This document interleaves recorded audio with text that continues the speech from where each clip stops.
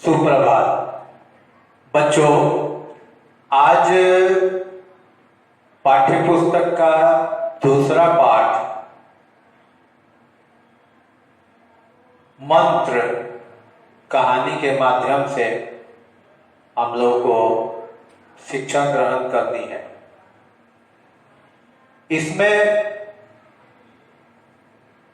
यह वर्ग 8 के लिए है और इसके रचयिता है, लेखक है मुंशी प्रेमचंद जी। मुंशी प्रेमचंद जी ने समकालीन विषय वस्तुओं को ध्यान में रख करके और अपनी कहानी गढ़ते थे और समाज की रूढ़िवादिता को, समाज की बुराइयों को हम सबके सामने रखने का प्रयास करते थे। अनेकों कहानियों के माध्यम से अनेक विषय वस्तुओं को उन्होंने छुआ है। इस मंत्र के माध्यम से उन्होंने समाज में फैले ऊंच नीच, छुआछूत, इन आडंबरों पर करारा प्रहार किया है। इस कहानी में मुख्य पात्र हैं पंडित लीलाधर चौबे और एक बूढ़ा अछूत है, निम्न वर्ग का, निम्न जाति का, और इन्हीं दो पात्रों के माध्यम से कहानी आगे बढ़ती है। इसमें लीलाधर चौबे एक प्रखर नेता थे। वे हिंदू महासभा के जाने माने विद्वान थे। हिंदुओं के लिए उनकी पहली सोच होती थी और जब वे बोलना शुरू करते थे तो सभी मंत्रमुग्ध हो जाते थे। उनकी भाषा में ओज लगता था।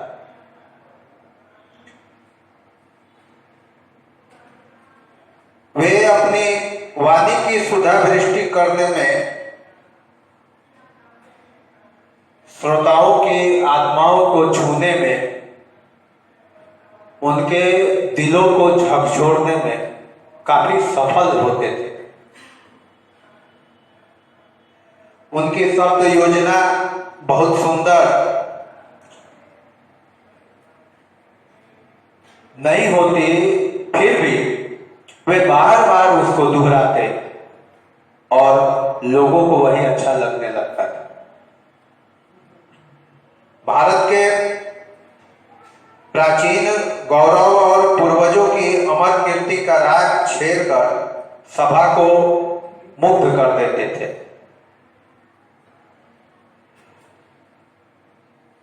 उनके जैसा कोई उत्साही, दक्ष, नीति चतुर दूसरा नहीं था।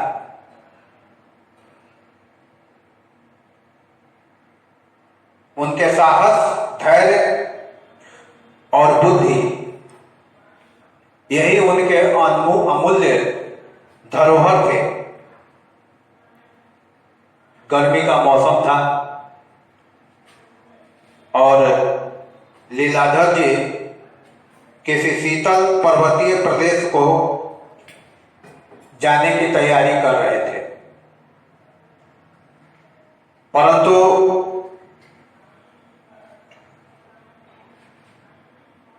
अचानक उनका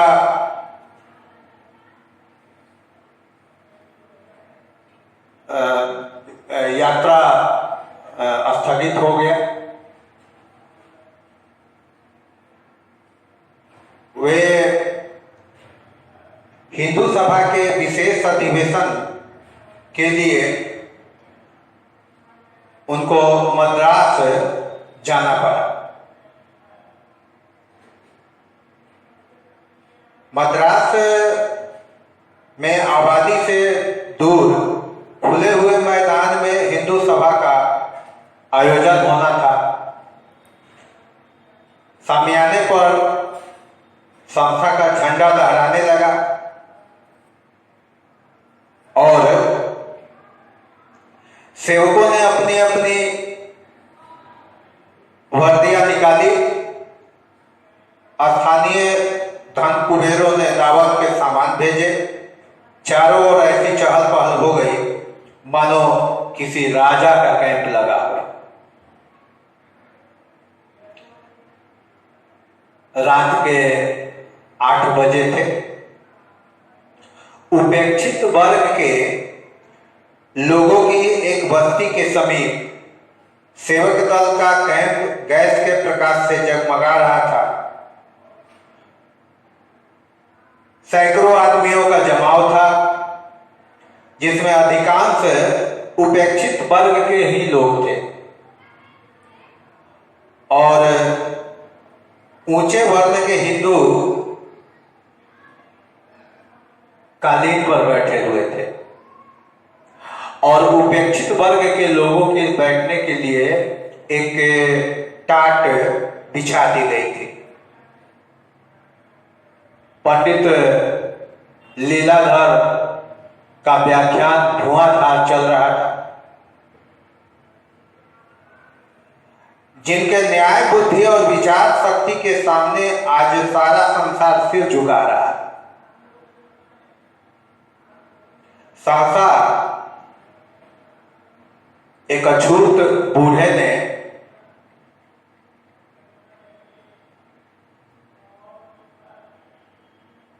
उनसे एक प्रश्न किया।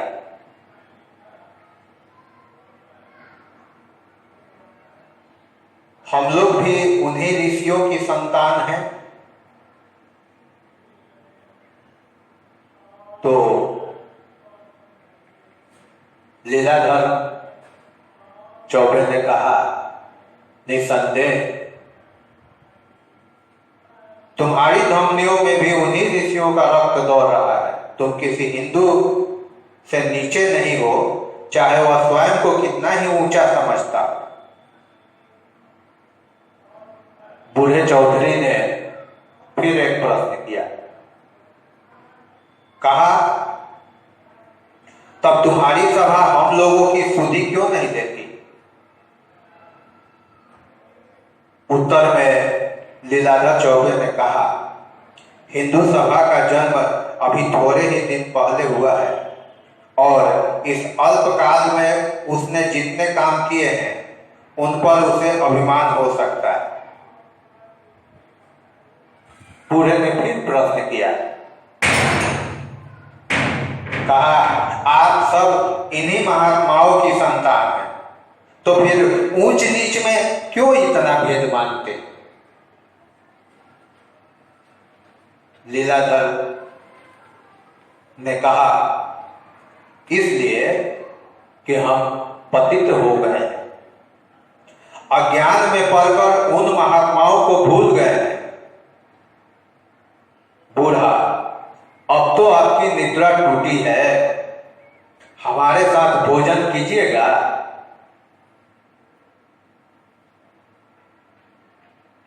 लीलाधर ने कहा, मुझे कोई आपत्ति नहीं है। बूढ़ा,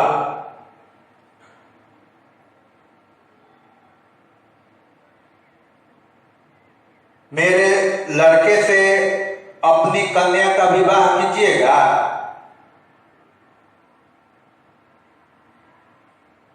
यह बूढ़े के तरफ से व्यंग्यवान की तरह तीर पर तीर छोड़ने वाली बात हो रही थी, लेकिन लीलाधर चौबे अपनी अपनी ओजस्विता के साथ उसका जवाब दे रहे थे। लीलाधर ने कहा, जब तक तुम्हारे जन्म संस्कार न बदल जाए तब तक तुम्हारे आहार व्यवहार में परिवर्तन ना आ जाए, हम तुमसे विवाह का संबंध नहीं कर सकते। मांस खाना छोड़ दो, मदिरा पीना छोड़ दो, शिक्षा ग्रहण करो, तभी तुम उच्च वर्ग के हिंदुओं में मिल सकते हो। बूढ़ा ने कहा, हम कितने ही ऐसे कुलीन ब्राह्मणों को जानते हैं जो हमारी तरह सब कुछ करते हैं, पर आपको उनके साथ भोजन करते देखता हूं। उनसे विवाह संबंध बनाने में आपको कदाचित इनकार नहीं होगा। जब आप स्वयं अज्ञान में पड़े हुए हैं तो हमारा उद्धार कैसे करेंगे? आपका हृदय अभी तक अभिमान से भरा हुआ। जाइए, अभी कुछ दिन और अपनी आत्मा का सुधार कीजिए। हमारा उद्धार आपके किए नहीं होगा। लीलाधर ने कहा, वर्ण भेद तो ऋषियों का ही किया हुआ है, उसे तुम कैसे मिटा सकते हो? बूढ़ा बोला, ऋषियों को मत बदनाम कीजिए, यह सब पाखंड आप लोगों का रचा हुआ है। आपके धर्म में वही ऊंचा है जो बलवान है, वही नीच है जो निर्मल है। यही आपका धर्म है।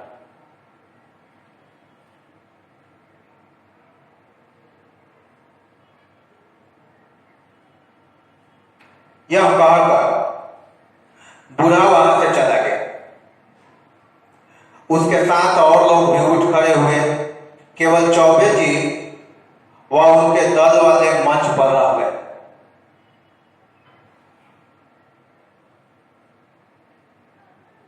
अन्य धर्म वालों ने जब से चौबे जी के आने की खबर सुनी थी, इसी फिक्र में थे कि किसी उपाय से इनको यहां से दूर करना चाहिए। ये विरोधी दल के लोग थे। उन लोगों ने एक योजना बनाई कि क्यों नहीं लीलाधर चौबे को ही रास्ते से हटा दिया जाए, क्योंकि जब तक ये रहेंगे ये हिंदू जागरण की बात करते रहेंगे और हमारी दाल नहीं गलेगी।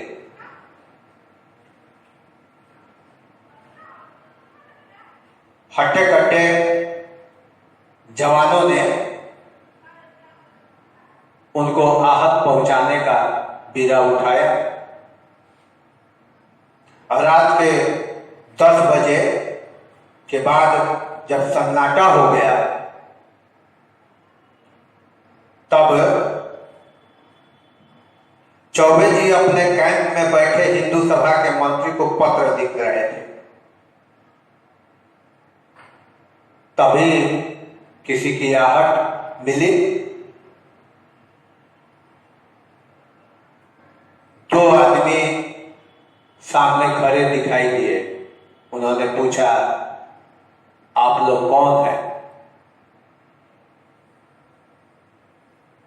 और क्या काम है? तब उन 2 हट्टे कट्टे जवानों ने कहा कि हम यमराज हैं और तुम्हारी रूह पर कब्जा करने आए हैं। यमराज ने तुम्हें याद किया है।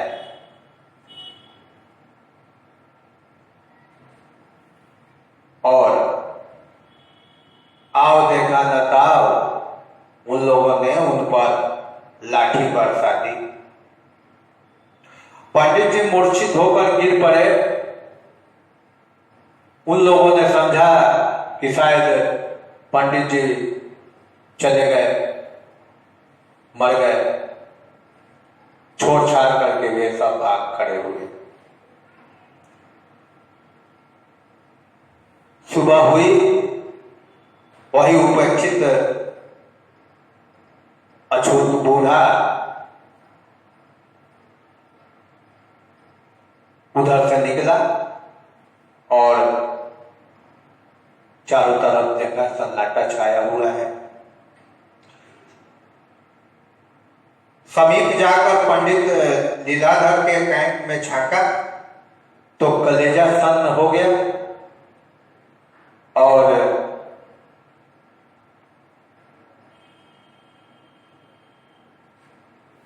करीब जाकर के पंडित जी को देखा, वे मुर्दे की तरह जमीन पर पड़े हुए थे। अचानक पंडित जी के मुंह से कराहते की आवाज आई। तो उस बूढ़े ने समझा अभी जान बाकी है।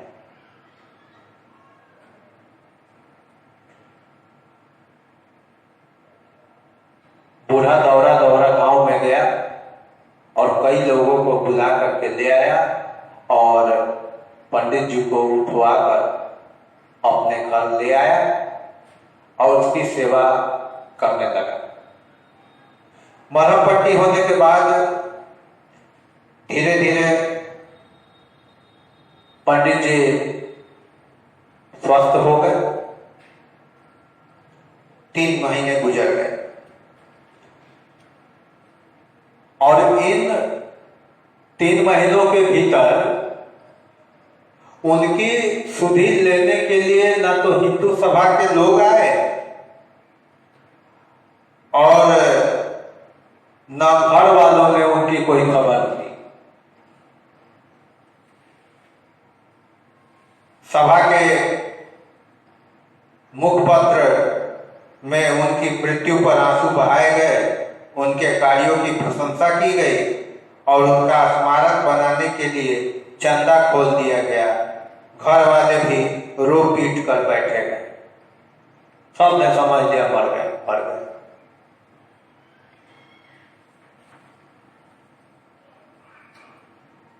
फिर पंडित जी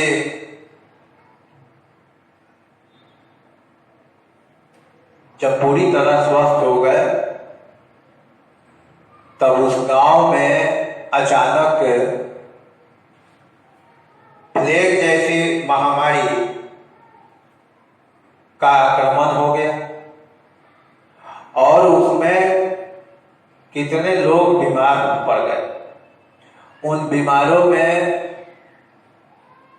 वह बूढ़ा चौधरी भी था जिसने पंडित जी की जान बचाई थी।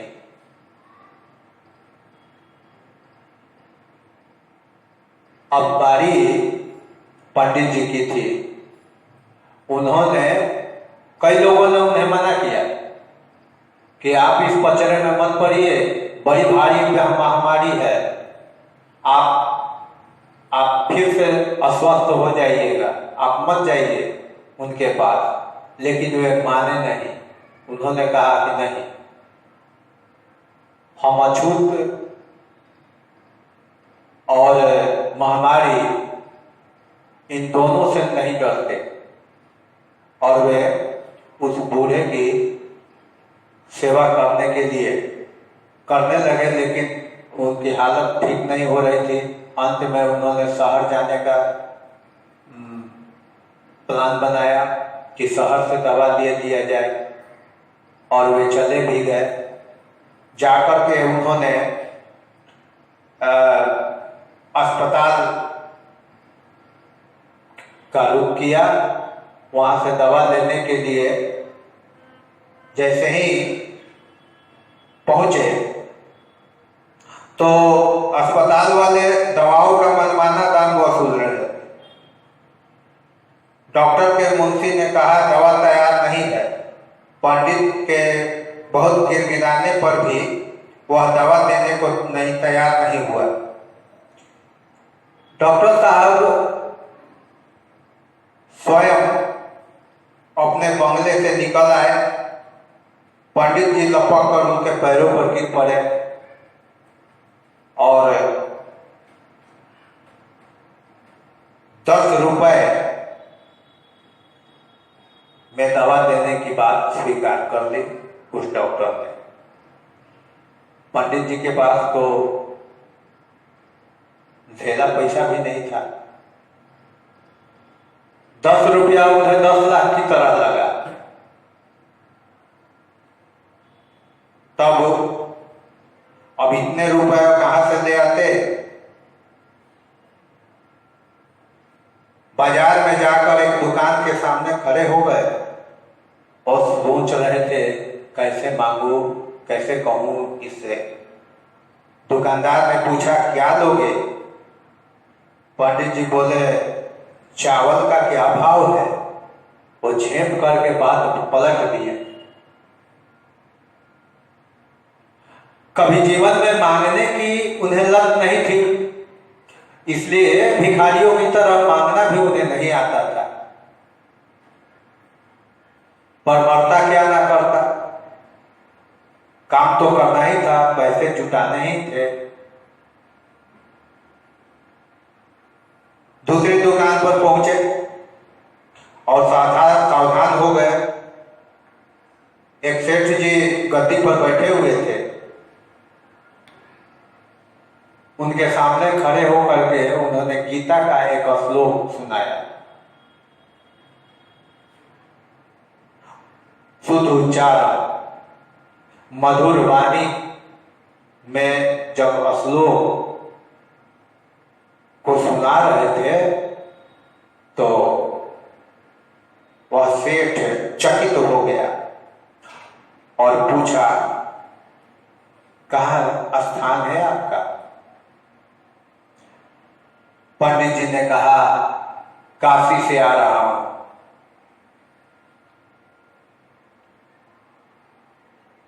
तब पंडित जी ने सेठ जी को धर्म के 10 लक्षण बतलाए और अच्छी तरह से उसकी व्याख्या की। पंडित जी बोले नहीं सेठ जी, मुझे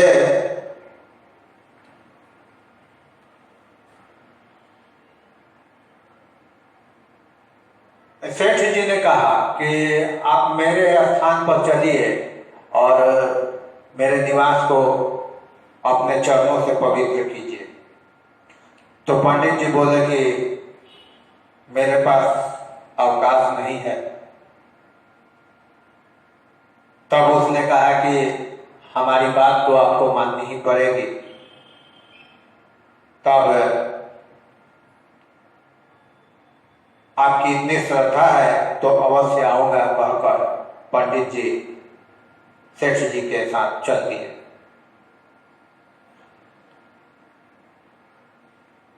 आखिर में सेठ ने उनके पैरों में एक गिन्नी रख दी और कहा कि आप नहीं मानते, इसे ही मेरा दान दक्षिणा, मेरा सहयोग स्वीकार कर लीजिए। मन में पंडित जी ने कहा कि सच में सच्चे धर्मात्मा की कमी नहीं है इस संसार में।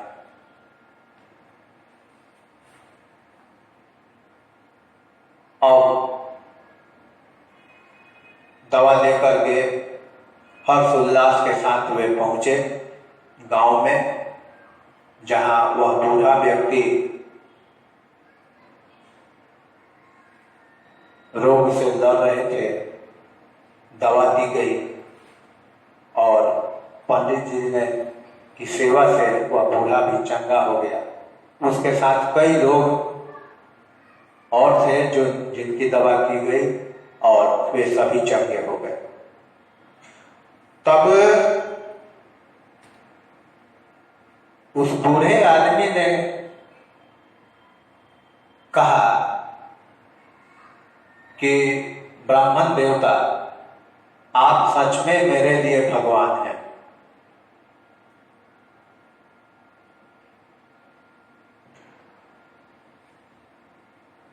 अगर आप नहीं होते तो हम नहीं बचते।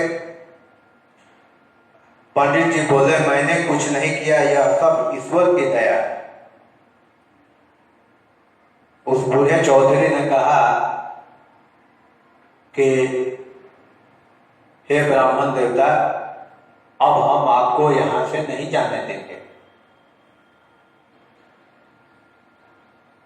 अपने गांव जाइए और अपने बाल बच्चों को भी यहीं पर ले आइए और हमारे साथ ही रहिएगा। पंडित जी अपने ब्राह्मणत्व पर घमंड करने वाले पंडित जी नहीं रहे। ये ऊंच नीच का जो फितूर था उनके दिमाग में अब सब उतर चुका था और वे सोचने लगे कि जीवन का मूल मंत्र मुझे मिल गया है कि यह सब आडंबर दिखावे की है। कोई इस धरती पर न ऊंचा है न नीचा है, न छूत है न अछूत है। इन बस मनुष्यता ही सर्वोपरि है। हम एक इंसान दूसरे इंसान की सच्ची सेवा करे और इसी भावना से अपना जीवन व्यतीत करे तो यही हमारा जीवन स्वर्ग के समान हो जाता है। इसी बात की पुष्टि करते हुए प्रेमचंद जी ने इस मंत्र कहानी को लिखा है और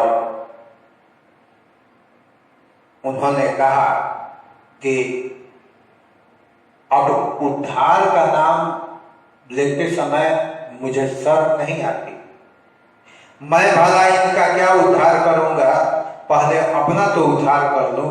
ऐसी निर्मल एवं पवित्र आत्माओं को उद्धार के ढोंग से अपमानित नहीं कर सकता। यह मंत्र था जो उन्होंने उन चांडालों से सीखा था और इसी के बल से वह अपने धर्म की रक्षा करने में सफल हुए थे। धन्यवाद।